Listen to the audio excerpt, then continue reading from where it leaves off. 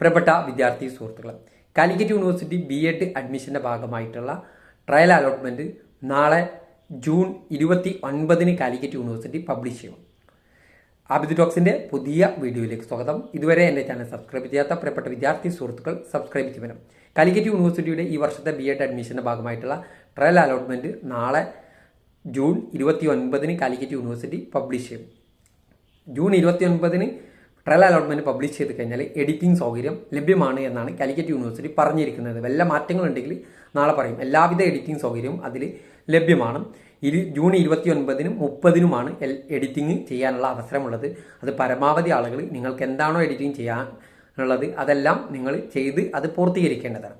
അതുപോലെ തന്നെ trial allotment ലഭിച്ചു എന്ന് വിചാരിച്ച് നിങ്ങൾക്ക് ഫസ്റ്റ് അലോട്ട്മെൻറ്റ് ലഭിക്കണമെന്നില്ല. ട്രയൽ അലോട്ട്മെൻറ്റ് ഒരിക്കലും ഒരു ഫസ്റ്റ് അലോട്ട്മെൻറ്റ് ലഭിക്കുമെന്നുള്ള ഒരു കൺഫർമേഷൻ അല്ല എന്നുള്ളത് മനസ്സിലാക്കി വെക്കേണ്ട പ്രധാനപ്പെട്ട ഒരു കാര്യമാണ്.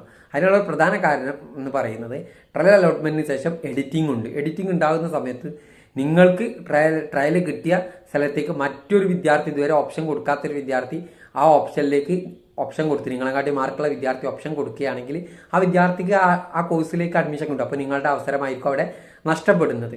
അങ്ങനെയൊക്കെയുള്ള സാധ്യതകളുണ്ട്. ട്രയൽ അലോട്ട്മെൻറ്റ് നിങ്ങൾക്ക് ഫസ്റ്റ് അലോട്ട്മെൻറ്റ് കിട്ടുമെന്ന് ഉറപ്പ് നൽകുന്ന ഒന്നല്ല എന്നുള്ളത് നിങ്ങളെ അറിയിക്കുകയാണ്.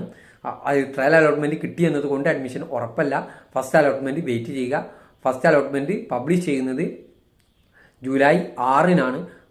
ജൂലൈ 6-ന് ഫസ്റ്റ് അലോട്ട്മെൻറ്റ് വരുമ്പോഴാണ് ഇതിനെക്കുറിച്ച് പൂർണ്ണമായിട്ട് നിങ്ങൾക്ക് അഡ്മിഷന് ഉറപ്പുണ്ടോ എന്നുള്ളത് നമുക്ക് പറയാൻ സാധിക്കുക. Okay, thank you.